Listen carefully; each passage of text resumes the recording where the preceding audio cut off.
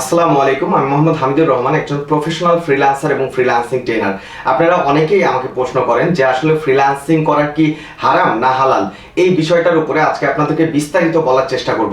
অতএব যদি আপনারও এই প্রশ্নটা থেকে থাকে যে আসলে ফ্রিল্যান্সিং হারাম না হালাল, তাহলে সম্পূর্ণ ভিডিওটা দেখবেন। ইনশাল্লাহ আপনার এই প্রশ্নের উত্তরটা আমাদের এই ভিডিওতে কিন্তু আপনারা পেয়ে যাবেন।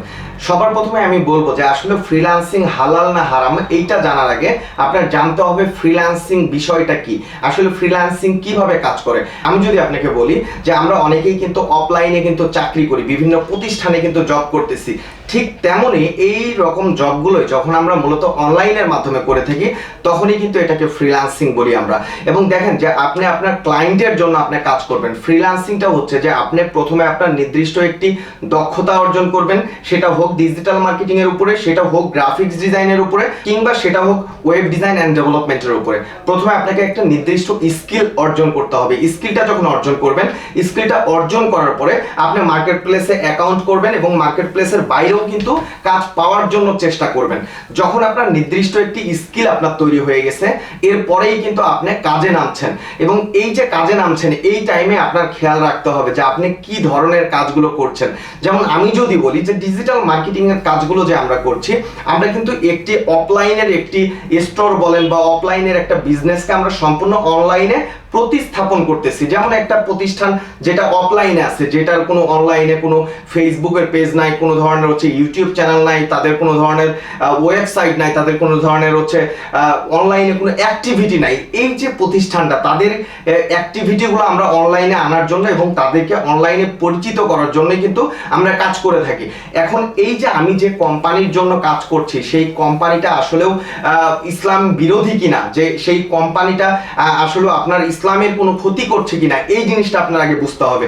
যেমন আমরা অনেকেই কিন্তু যেটা করে থাকি মুসলিম ফ্রিল্যান্সাররা, সেটা হচ্ছে যে ইসরায়েলের অনেক কাজ কিন্তু আমরা করি না, বা ইসরায়েলি কোম্পানির অনেক কাজ করি না।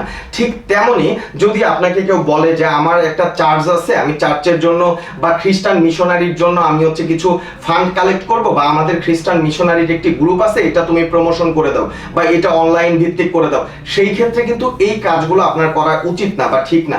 ঠিক এইভাবে যদি আপনি নিজে থেকে বুঝেন যে কোন কাজটি করা উচিত, কোন কাজটি করা উচিত না, এটা যদি আপনার নিজের কাছেই প্রশ্ন করেন, তাহলে কিন্তু আপনি উত্তরটা পেয়ে যাবেন যে এই কাজগুলো করা উচিত কি উচিত না। ঠিক তেমনি আমার কিছুদিন আগে একটি কাজ এসেছিল, যেটা ইউএস এর একটা খ্রিস্টান মিশনারি একটা টিম রয়েছে তাদের, এবং তারা ওই টিমের গ্রুপের মেম্বারগুলো আরো বৃদ্ধি করতে চাচ্ছে। তার মানে কি, যে তারা আরো খ্রিস্টান মিশনারিকে একটি গ্রুপের মধ্যে আনতে চাচ্ছে এবং তারা খ্রিস্টান যে ধর্মটা সেটা প্রচার করতে যাচ্ছে। আমি কিন্তু এই কাজটা করিনি, কারণ এই কাজটা সম্পূর্ণ আমার ধর্মের কিন্তু বিরোধী, কারণ তারা তাদের ধর্মটা প্রচার করতেছে। আমি অ্যাজ এ মুসলিম হিসেবে কিন্তু কোনো খ্রিস্টানদের ধর্ম কিন্তু প্রচার করাটা আমার উচিত না, যে কারণে কিন্তু আমি এই কাজটা করি নাই। অতএব আপনাদেরকে আগে বুঝতে হবে যে আপনাদেরকে ক্লায়েন্ট যে কাজটা দিচ্ছে সেটা আসলে করাটা ঠিক কি ঠিক না। আপনি যদি একটু একটা জিনিস মাথায় রাখেন যে আপনার ক্লায়েন্টের যে কাজটা করবেন সেটা ইসলাম বিরোধী কিনা, বা ইসলামে সেটা জায়েজ আছে কিনা, বা ইসলাম থেকে সেটা বাধা দিচ্ছে কিনা। যদি ইসলামের কোনো ক্ষতি না হয়, সেই ক্ষেত্রে কিন্তু সেই কাজটি আপনি করতে পারেন।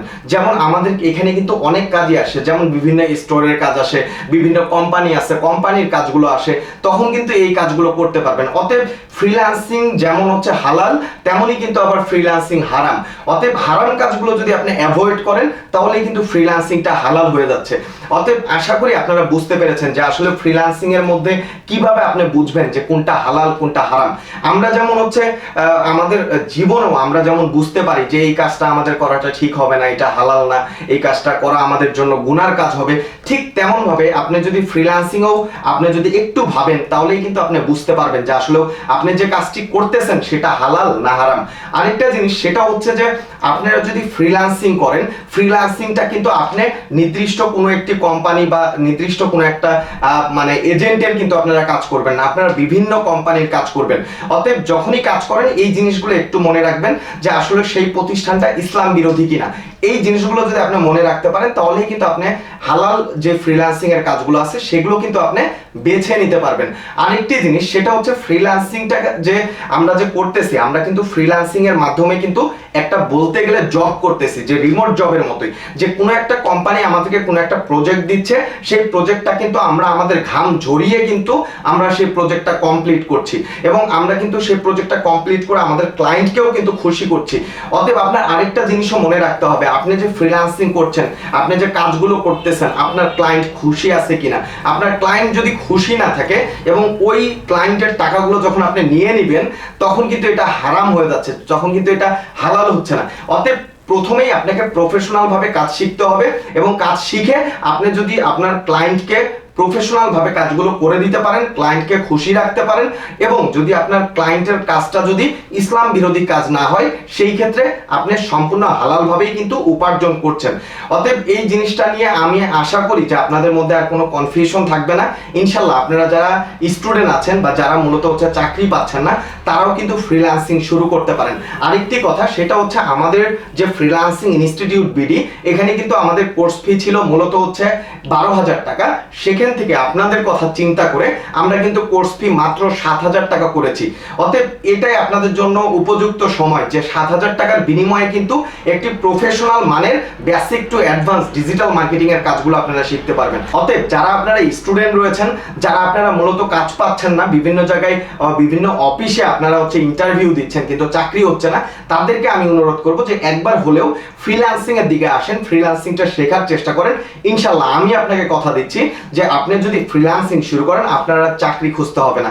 ইনশাআল্লাহ ফ্রিল্যান্সিং এর মাধ্যমে আপনি আপনার ক্যারিয়ার ডেভেলপ করতে পারবেন, ঠিক যেমন আমি আমার ক্যারিয়ার ডেভেলপ করেছি। অতএব আমার ক্যারিয়ার নিয়ে ইনশাআল্লাহ পরে আবার কথা হবে কোনো একটা ভিডিওতে।